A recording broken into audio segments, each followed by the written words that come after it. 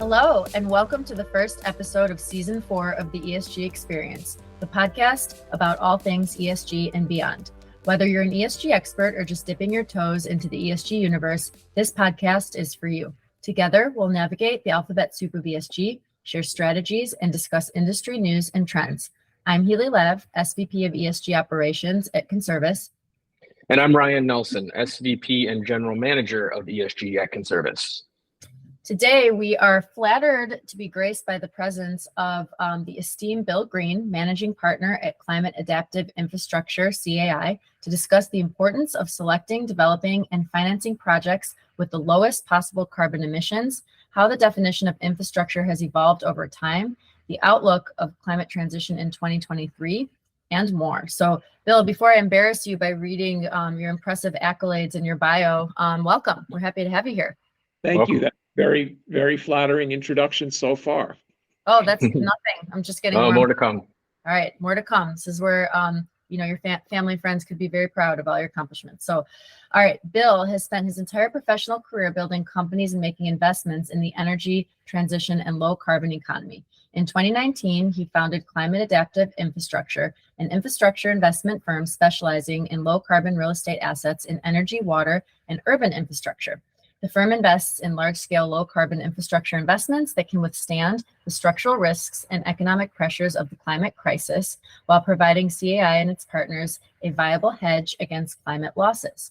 The firm announced in November 2022 the successful completion of fundraising and currently manages over $1 billion of AUM, making CAI's first fund one of the largest inaugural climate transition fundraisers. Well, congrats on that. That's no small feat. Congrats. Huge. And my wheels are already turning on a couple of conversations as of recent, but let me get through this. So more about CAI. CAI has deployed capital across 4 investments: Intersect Power, a clean energy company providing low carbon electricity and green molecules to customers across North America; Sentinel Energy Center, an 850 megawatt critical peaking power plant in Riverside, California; Rye Development, the leading U.S. developer of low-impact hydropower generation and pumped hydro energy storage; and most recently, Switch, 100% renewable power data center platform. Prior to CAI, Bill served as Senior Managing Director at Macquarie and CEO of Macquarie Infrastructure Corporation Renewable Energy Holdings. So, Bill, you have a lot of spare time, I presume. Indeed, I left out half of it, so that was the short version. Well, that's nice to have had a long-standing career. And before we get into it, so recently had conversations. Actually, yesterday, Ryan and I were just chatting about, just from an infrastructure standpoint, sitting in downtown Chicago, right, looking around at all these office buildings that are probably 80% vacant. What are we going to do with all that? So that's not to be answered now, but these are the questions that are coming up when you look at infrastructure and you look at what's happened in the past is not what's going to happen in the future. The pandemic changed everything. So very appropriate. And the other thing I came across recently, the EPA had put out a map of like the storm surge, basically in the United States, and like where the areas are going to be affected by storm surge and hurricanes in the next couple of years.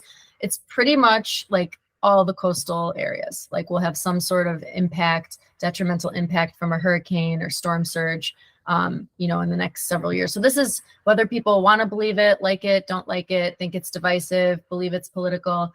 It's real and it's happening. So we enjoy having like-minded folks like you on our podcast to discuss what we're going to do about it. Thank you.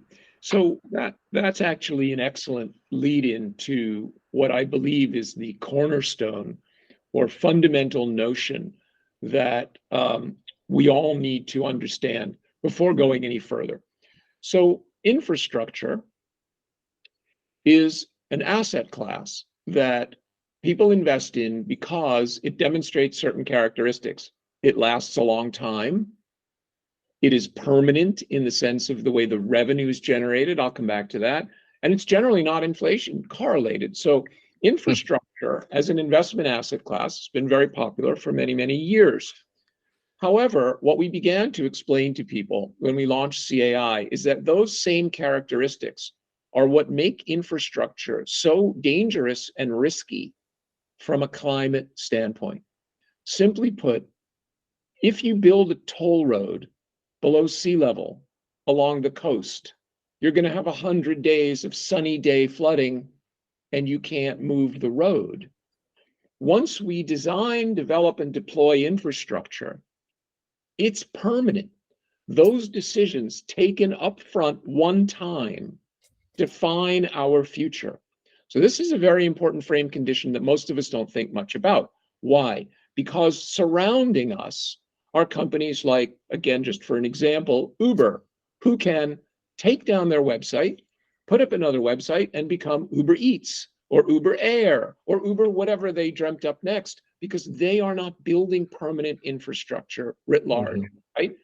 But when you build that toll road that I spoke about metaphorically, of course, you are making a set of decisions. You're investing billions of dollars, and that's what you got. It goes back in a way to your empty office buildings, which we can talk about later.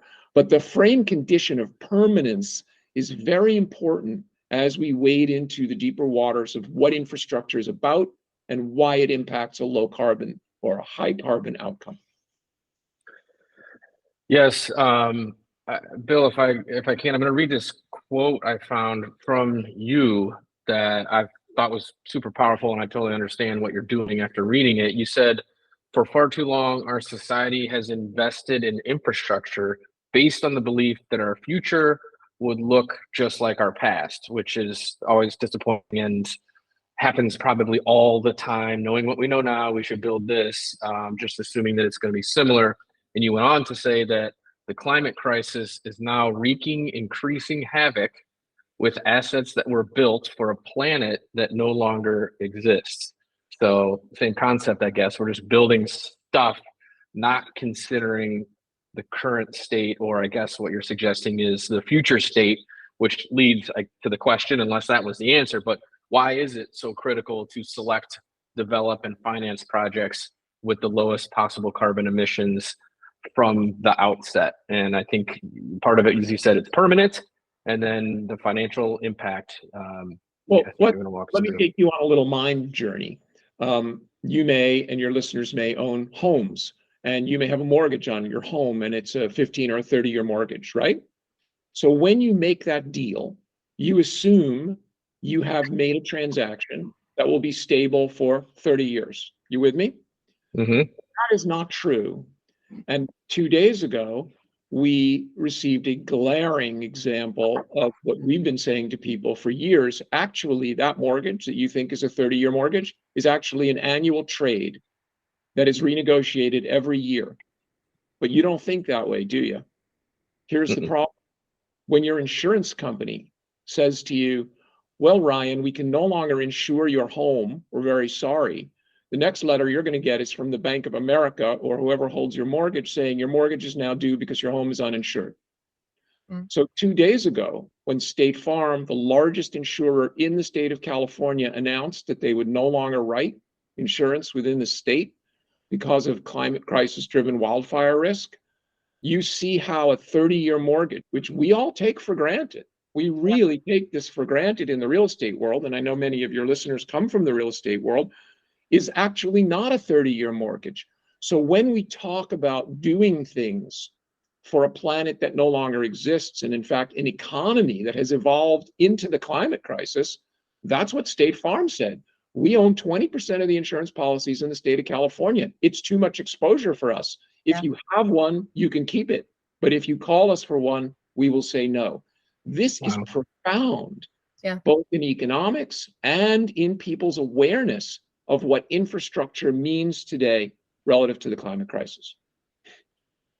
I love that illustrative example. It makes perfect sense. And to your point about things being done, the way that they've always been, you need to think forward, not backward. You can't just continue to design infrastructure that was for yesteryear. So how do you do it, right? So we're sitting there yesterday talking, like, if someone were to just take the downtown Chicago, like say the Loop, the business district, and just blow it up and rethink it, reimagine it, right? You have plenty of urban planners that are visionaries that could come in with a plan that would make perfect sense from a standpoint of, the environment, from a financial return standpoint. But how do you actually execute on something like that at a large scale, right? If someone were to come in and disrupt the entire way that the city of Chicago works and is laid out and functions from a standpoint of transportation and offices and whatever, how do you, so maybe speak a little bit about that in your projects. Like, what are the barriers that you come up against, public, private? How do you get around them? That's something I'm interested in hearing about. Sure. So to set the table for you, CAI invests in both new and renewed infrastructure in three sectors: the energy transition, the water transition, and the urban infrastructure transition. All of these transitions are taking place simultaneously, and they do overlap. Maybe we can talk about that a minute later if we have time, because people think of them as silos. They're not silos. They're all interconnected. So what we do, and it's, I think, still pretty unique in the industry writ large, we sit down to explore something we've named the triple threat risk of the climate crisis before we even take our first steps into considering investing in an energy, water, or urban infrastructure project. We had to coin the term triple threat risk because it didn't exist before. And what we mean by that is, when we speak of the climate crisis, we're often thinking about one of the three risks: physical risk, flooding, hailstorms, wildfires, whatever it is. And I think that's pretty broadly acknowledged today. But there are two other risks. One is political risk, and one is policy risk, defining the other two legs of the stool that impact your investment. It can be a policy that's on the books. It can be a political trend line that's coming. I'll give you a quick example just to cement that in your minds. When Heathrow Airport was considering expanding, the investors, all large infrastructure funds, invested based on the notion that there would be a third runway at Heathrow Airport. Well, as things unfolded, the Paris Climate Accord was signed. It governs aspects of air travel. Long story short, it went to the Supreme Court in the UK, and the UK said, you can't build a third runway at Heathrow Airport. So that impacted all of the investors' calculations. Yet nothing physical happened at Heathrow. It didn't flood, it didn't burn down, there was no massive hailstorm, but it was as much a victim of the triple threat risk of the climate crisis as if it had been physical. So we sit at CAI with a blank sheet of paper that says, what does the triple threat risk entail for this asset or that asset? And it's a very unique lens that produces some really interesting and startling results, looking at projects that we would have thought would have been squarely in the, I will sort of just quote, say, the ESG lens of sustainability. Looking at it through our bespoke screening system, we came up with things that said, wow, this is actually a lot trickier than one might think. So that's how we approach it. We suggest that if you don't do all of this work up front, and you then go ahead and build or buy a permanent asset, you do risk exposure to the downside effects of the crisis. Yeah, it seems to me that somebody in that situation would have had some model to apply to think through that and understand that there was a policy issue or whatever it was. But I guess it's very complex. And they got the funding for the infrastructure and thought about the extra runway and all the money and missed that other pillar. You would indeed be surprised if we ran down the roster of large infrastructure investments made in North America and in fact around the world, at how much hubris there is in simply suggesting that the future will look just like the past. There are people who have learned lessons from it, and I suspect there are some lessons still to be learned. Yeah. Well, this is interesting to me. I mean, just learning about large scale infrastructure. How has the definition, or I'm assuming here that it has, but how has the definition of infrastructure evolved? Well, I can only speak to how it's evolved at CAI and what our learnings have brought to the fore, which is, as we've been speaking about, that the idea that making a sound investment in a spreadsheet context in something that is large and permanent can always be based on what's come before. What we now know is that we've entered an era of unpredictability in all three aspects of the triple threat. What makes this more problematic is that engineers, some of us are engineers or no engineers, don't do well in uncertainty. Engineering is a mathematical trade at its heart, and it requires a frame condition.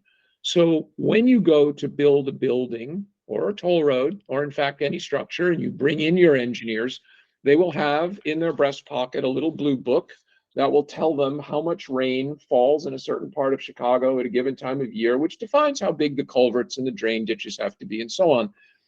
It's an interesting experiment, however, to ask if you can see the little blue book and look in its front cover, which will tell you that it was published in 1953.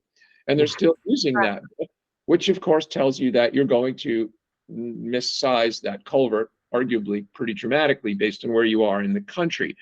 So again, speaking metaphorically, the point here is that when we continue to behave as if our climate patterns, our political patterns, the things that are occurring around us will look like yesterday, and we build going forward, and we build something that's going to last for 30 years or 50 years, we've made a critical mistake. And that's how, for us, the definition of infrastructure has evolved.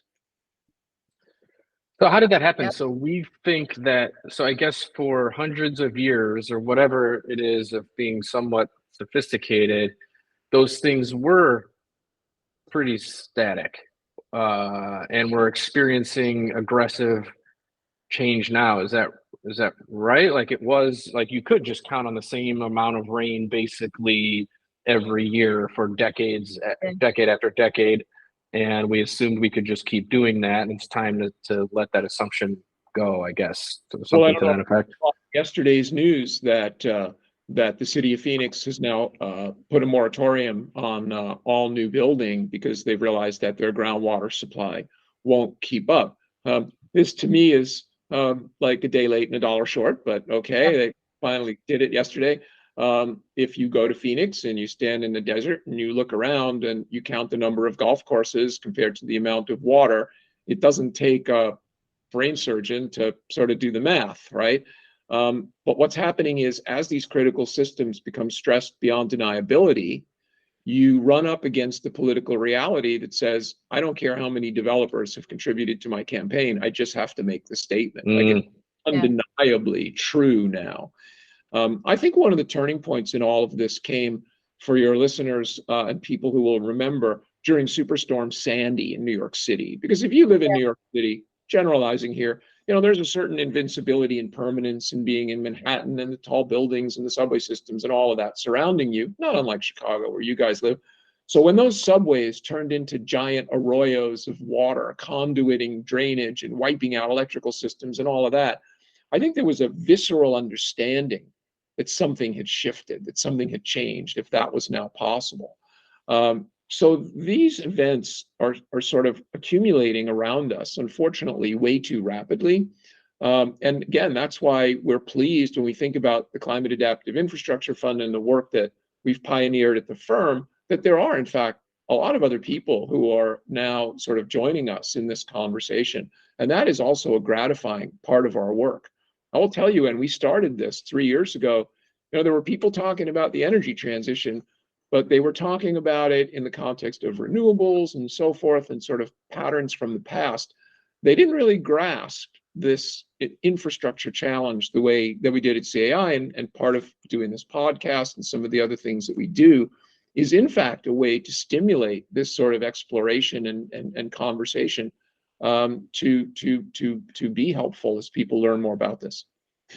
Yeah, I think, I mean, you talk about just like when will be those inflection points. So like going back to your example of Arizona, like we've known that for a while, right? The Colorado River is the supply. We've seen like the historically low levels in the at Lake Mead, and like you see those lines, like the indicators are all there. It's just a matter of like when people will finally do something about it. And oftentimes I think in our conversations, we fear like it's kind of going to be a little too late. I mean, even if you look at all the evidence is there, right? Again, we talk about the hurricanes, but it's like until the water is coming under your front door, some people are just not going to believe that that's a thing. So that to me is the hardest, is just to get people to mobilize and act. And certainly, like you said, CAI is doing things that will help do it anyways. But I do think, to your point of too little, too late. And also with regards to, you know, you mentioned New York, part of it too, I think, is that historically those disasters have happened in, you know, states like Kansas. You know, sure, Kansas, or even like I'm thinking of Katrina was like New Orleans, Louisiana, like states where people are just kind of like, but then all of a sudden it happens in big bad invincible Manhattan, and it might awaken a few folks. But it's like, why does it have to get to that point, right? The science is there, the evidence is there. So it's just something I think that us ESG professionals commiserate about. But one thing that I'm happy about is whether since ESG has become like kind of a divisive topic, a divisive concept, whether you love it, hate it, the thing that's great about it is you know about it now, right? Like people understand that there is this concept of ESG, there is this concept of having to do something, and it's mainstream enough now that you have to have a position on it, which breeds awareness, right? Which is kind of like the first step. This may be controversial for you guys and some of your constituents, but we don't have anything to do with ESG. We're not involved in this at all. Here's what we're involved in. Go back to my metaphor of the toll road below sea level in coastal Virginia. If large sums of money are invested from your pension plan or your insurance company or your own personal wealth in a project that is not adequately considered in light of the triple threat risk of the climate crisis, this isn't woke, it's not political, it's just stupid. Right. So we don't allow ourselves to be drawn into a discussion about what is E and what is S and what is G. I'll tell you from my personal perspective, this has been very detrimental to the work that we do, because people will say to us at Climate Adaptive Infrastructure, where do you stand on the ESG debate? And we say what I just told you, we have nothing to do with it. This is an infrastructure conversation, and it's a common sense conversation. Yeah. And it's an economic conversation for us. We are stewards at our firm of other people's money, of your money. And what that means is that failing to take into account something we all see around us every single day and understand at a very simple intellectual level is simply bad stewardship. If someone cares to label that, whether it's in Vermont or in Texas, that's their business. We don't actually get involved in that part of the conversation, nor do we embrace that labeling. We think it's actually quite counterproductive, personally. No, that's fair. And that's not counterintuitive at all. I mean, we talk about ESG as smart business. If it doesn't drive your net operating income, if it doesn't save you money, if it's not smart and predictive of future disasters, you shouldn't do it. You shouldn't do it just for the label. You shouldn't do it just to box check. So we're very much aligned on that concept and agree that the labels can be distracting. But at the end of the day, it has to be smart business. It has to drive financial returns, or it just, I mean, there's no point of doing it. So, all right, so shifting gears just a little bit to talk about CAI's direct investments. So if you look at Switch, Sentinel Energy Center, Intersect Power, Rye Development, how do they complement one another and kind of contribute to the firm's overall strategy? So each of these investments, and thanks for asking. We love to talk about all of our children. Appreciate that. Do you have a favorite? Everyone is. You can't have favorite children. No, not allowed. All of these investments reflect a couple of things that are emblematic of CAI. They are innovative, each in their own way. I'll talk about a couple of those in example in just a moment. And they're all extremely successful in terms of being realized. So we don't invest in future technologies. Many others do. There's a place for that. That's not what we do. We invest in things that can be implemented within the time frames that are available, given the dramatic pace at which the climate crisis is accelerating. So there are 2030 goals that are out there, the Paris Agreement, et cetera. We work within very short time frames, which means we do things that are possible today. If one day we develop cold fusion at scale and I can finally retire from doing this work I've been doing for 30 years, that'll be great, but that's not today, so we press on. So in the case of Rye, as an example, this is also about looking in places that are actually in plain sight, but that others have failed to look for whatever reasons. So you said we would play a game later. I'll play a quick game with you. I'm going to ask you for two numbers. You're each going to take a quick guess. How many dams are there in the United States? Don't think about the Hoover Dam. Think about locks, dams, flood control, navigation, irrigation. How many? I'm going to go with 15,000. Okay, good I was guess. going to say 10,000. 10,000, good guess. The answer is 90,000. It's a big country. There are 90,000 structures sitting in the rivers of the United States. Second and final question, more important. How many of those structures have turbines on them to generate clean baseload electricity? 5%. Okay. 1,000. Great, both good guesses. The answer is sadly about 2% or 1,800. That's a travesty because there's two ways to generate baseload renewable electricity. One is geothermal and one is low impact river hydro. What is the meaning of this? And here's what we discovered when we asked that question. When we began to stimulate the development of wind and solar in the United States, we did it on a state-by-state basis through a mechanism called the Renewable Portfolio Standard, or RPS. Many states developed them, and it said to their investor-owned utilities, thou shalt buy renewables. This goes back many years, so renewables are very expensive. And what we knew at the time was that if we allowed hydropower to qualify, the first states that developed RPSs, California, obviously, Pacific Northwest, they would have simply called our neighbors to the north and said to BC Hydro, wheel me down some of that clean green hydropower so I can meet my standard. So the RPS specifically excluded hydropower, incredibly, as a renewable resource. And when we did it at the time, it made sense. But that meant if you graduated college and wanted to have a job in the environmental world, you'd go out and build wind and solar because you couldn't qualify if you did high. So we completely abandoned the development of low impact hydropower in this country, even though the structures already largely exist in the rivers. This isn't about damming new rivers or creating environmental degradation. This is about using structures that exist in a low impact way. So that's one of the things that RIE development does. And we're very, very proud of the success they're having in that arena. The other thing they do is develop something called pumped storage hydropower. Now, Elon Musk doesn't like it when I say this, but 94% of all energy storage on the planet is not batteries. It's pumped storage hydropower, which for those who are unfamiliar, again, quickly and simplistically, simply means you have two bodies of water and they are at different heights. You have a low pool and a high pool. You fill the low pool with water. These are big pools, not like a swimming pool. Don't think of them as small lakes. When you have excess electrons, you pump that water up the hill where it sits in the high reservoir. When you want your electrons back, you open the valve, the water flows by gravity down the pipe, spinning a turbine, giving you back your electrons. It's a 100-year-plus structure. It can be dispatched various times of the day. These projects last far longer than a 4-hour battery installation. And this is, again, how 94% of the world's energy is stored today and will be stored going forward. Why haven't we done it in the United States? See the last chapter, right? Where this whole muscle memory of working with water and working in the rivers. So that's something that we're very excited about as well. In terms of Intersect Power, look, I could speak about Intersect for quite some time. The CEO, Sheldon Kimber, and his team are, in our view, the most innovative team operating in renewable energy today, including the production of green hydrogen and green molecules to come. But they have continuously innovated around the right economic structures to build the largest solar and wind and battery storage projects in North America. And this has taken a great deal of courage because they've gone against some conventional thinking.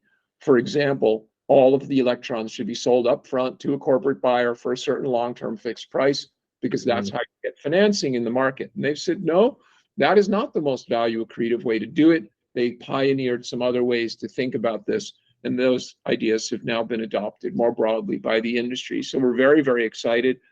This year, we will complete 2.2 gigawatts of utility scale solar across only 6 projects. So Intersect builds very, very large projects. We have one of the largest deployments of Tesla batteries at several of those projects. So it's a very, very innovative program that's expanding very rapidly. So that is making a difference at scale. Again, we operate at scale in ways that are very immediately tangible. This, of course, is also good business because if you can do things that get traction very quickly, your investors and future investors can point to the project and say, look at that, that's tangible. I can touch and feel that. So it's very exciting.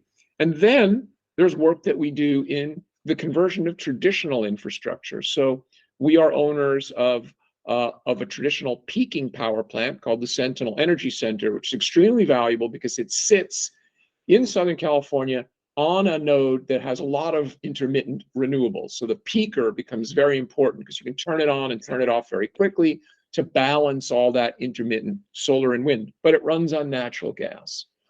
So we said, with our partners at Mitsubishi, this plant could be decarbonized and it could run burning green hydrogen. And as a result, the utilities that depend on the peaking system to keep the lights on in the state of California, because it is integral infrastructure, can do that without burning a fossil fuel and in fact decarbonize the peaker. So that program is underway. So it gives you a sense of sort of the dynamic nature of the places that we go and that we look for climate adaptive infrastructure opportunities. That's great. I appreciate seeing the investments in innovative infrastructure. So that's great to hear that the CAI is doing that, and those companies that seem to be successful that you've invested in. My observation, I just thinking very broadly of this, I can see the infrastructure being the issue right now. Like there's really cool tech, and we've got electric vehicles, and like all that stuff exists. And now the problem is, you know, if you live in a multifamily residence, where do you plug in your car? Well, I'm not going to buy one yet because it's not convenient. So the infrastructure, obviously, you want these things to move along somewhat in step, but it's not perfect. But I feel like all the products and everything we could do is at least imagined, if not already created to some extent, but we don't have the infrastructure to support it. So glad to see that focus. That's very insightful on your part, and it's something we talk about a lot with our partners. And it is simply that we believe we have all of the technology we need today to address the challenge of 1.5 degrees of climate crisis warming, and they just need to be implemented. Now, hey, would it be great if someone developed fill in the blank, a more effective battery, a higher rate? Sure, and of course, sure, yeah. But today we possess, as a society, all of the know-how and all of the technology at, by the way, very important, at a price that can allow us to implement today effectively in almost every sector. Now, can we fly airplanes on batteries yet? No. How do we make steel? And so there will be people listening to me who say, well, I can think of a few where we're not Sure. there yet. And that may be true, but this is a journey of ticking off the areas where we have eliminated the high carbon trajectory investments. And this is a point that I should have perhaps made earlier. When we talked about infrastructure permanence, another way to think about this is that if you build something that emits a great deal of carbon, of CO2, you've now built something that you're going to defend for the next 20 or 30 years.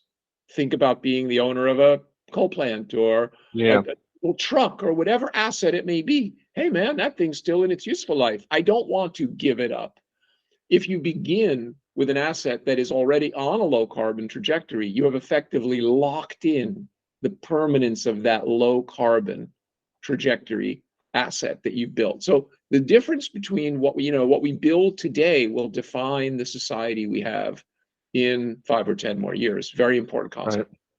Yeah, you've got to defend your project once you roll it out, and you start thinking like, well, if I was to do it today, would I do it? Well, it doesn't matter. I did it, and now I got to defend it. The other kind of maybe divisive one example, I've used it once before, but hybrid cars. I read about the concept that these are actually setting us back because they gave us an option that is not the best option. And if we didn't have the hybrid car option, we would get electric vehicles. But so many people are saying, well, I'm going to get electric eventually, but meanwhile, I'll just grab this, hybrid car. I said, well, if that wasn't available, maybe you just jumped. So this concept of, yeah, the drug. It's the gateway drug. It's a necessary. Well, you talk about that. Like I said, the gas prices. Once the gas prices are astronomical, then people, once it's too late and people can't be like, now I need an electric car. It's a great example, but we also want to be aware, and this is a bit of a soapbox that I'll occasionally climb up on, so I promise I won't stay up there for very long, but there's a lot of conversation today about carbon capture and sequestration. And this is, in our view, potentially very, very dangerous conversation. The people who are embracing carbon capture, as you might guess, are the people who today are emitting a lot of carbon through their burning of fossil fuels. So the oil companies, gas companies, power companies that really are not advocating a full conversion are now pointing to carbon capture and saying, hey, we are part of the solution. Sure. We are implementing carbon capture. And I was doing an interview with another reporter the other day who was asking all about how excited we were about all the tax credits now available to carbon capture. And I said, I actually think it may turn out to be a mistake, because by investing in those projects, many of which are sponsored and led today by large oil companies, we may be prolonging our dependence on fossil fuels in ways that are ultimately unsustainable. So there's a number of things to look out for as we think about what specific pathways to choose in terms of our investments and our lifestyle overall. Yeah, I can see that. I mean, I appreciate kind of tackling it from all angles, but yeah, figuring out what some of these solutions mean big picture, yeah, it can be complicated, and I follow what you're saying there. We have an answer to all this though, right? We can help everyone pivot. We can help everyone walk away from their projects that they started that maybe aren't any good anymore because we have the Inflation Reduction Act that will fix everything. Is that accurate, Bill? Nothing could be further from the truth. Oh no. Oops. The Inflation Reduction Act is a severely misunderstood piece of legislation. An excellent achievement of the Biden administration, a demonstration of what's possible when people with cool heads get together in a bipartisan way, and a very valuable piece of legislation. But let's be clear, what it is a series of tax credits, which you earn when you complete your project. Meaning that for those of us who actually are capable of putting steel in the ground, the Inflation Reduction Act does stimulate the ecosystem of economics in our work. But for people who are sitting on the sidelines saying, wow, the IRA is $400 billion and we're all going to cash in on this, and they're not giving away money. This isn't a grant program largely. This is about if you build a project and you use domestic content, if you build a project and you do it on land that was previously oil, gas, or energy land, or you stimulate a traditional energy economy, then you can have a bit more tax credit, but you still have to execute. And I would say this is the single most misunderstood part of the act. It does benefit those of us who have already been executing and can continue, but it is by no means a grant or a gift program. This is all about execution.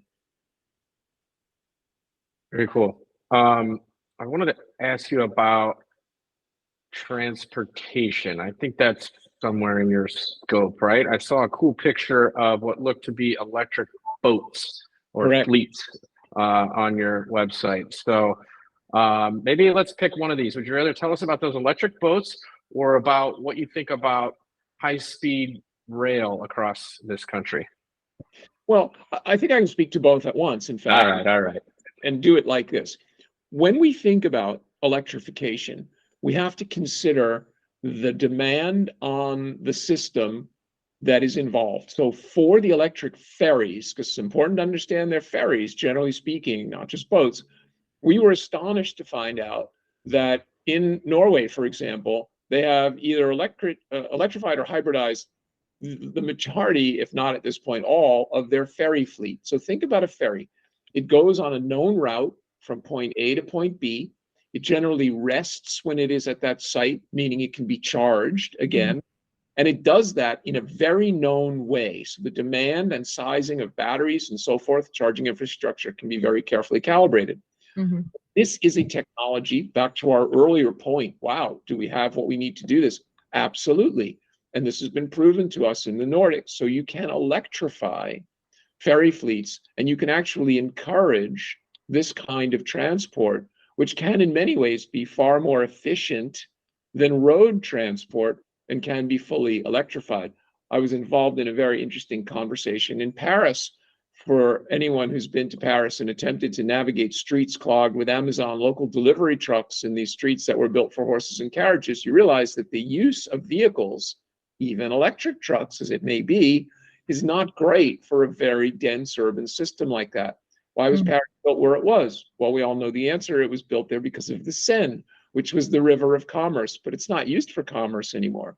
So imagine an electrified, silent, emission-free fleet of vessels that would travel the Seine to be the last mile delivery of various goods and services, as it was done 150 years ago, but as could be done today, taking those cars off the road. So the idea of thinking a little bit more broadly around what is possible using the technology that we have today, for us is very provocative. The city and area surrounding Seattle one of the largest ferry-dependent societies. So if you live in, if you live in Chicago, you don't think much about ferries as a component of life. On the other hand, if you live in Seattle, one can easily understand where an electric ferry fleet could really be very impactful, especially when you're operating a series of quite old diesel-powered vessels. So that's a very intriguing part of the ecosystem for us. Anything that moves people more efficiently and effectively, but again, we are also political realists. So you asked about light rail specifically. I mean, the projects that we embrace here at CAI are already screened for their ability to be built. We are not looking at some whiteboard future of wouldn't it be great if. So if a region is really interested in electric transport in some way, we can embrace that, work with them, and see what's possible. If people have made clear that the politics is such that a project won't move, we simply don't get involved. So whose job is it to move things like that along? Like your vision of using the Seine again for transport and collaborating with Amazon, and it's a huge lift and shift. Obviously that's not your business. That's not CAI's to do. Whose is it to bring kind of those provocative, like really things that will move the needle, that are really innovative like that? Who should be doing that? It's a great question. We talk a lot at CAI about our convening power, because first of all, we have a fair amount of capital. So capital is a lubricant in these conversations. But more than that, we have a lot of experience in making things manifest and making them real. So we play a role in that by being at the table and enabling other stakeholders to sort of dream big, for lack of a better term. Again, I can't overemphasize when someone shows up and says, well, that project, we can capitalize that project. Here are the things that have to happen to make it real. That crystallizes people's minds in really interesting ways. So we participate in that conversation more often than you might think. The other stakeholders who come to the table are generally, in one form or another, I would call the dramatically impacted constituent or stakeholders. In other words, when it really starts to hurt, you see people spring into action, right? And the example I used in Paris, although we're not involved there, but since fresh in our minds, we just spoke about it, there's a city that's really struggling with the fact that a lot of the single-digit arrondissements that are, the primary bread and butter of the tourist industry, largest tourist city in the world, were built hundreds of years ago. And unless Haussmann widened the streets, it's not an easily traveled city. So again, when constituents are really troubled by a trend line getting worse, you see people move to action. We are seeing tremendous activity at CAI in the area of water and wastewater. I spoke about Phoenix earlier.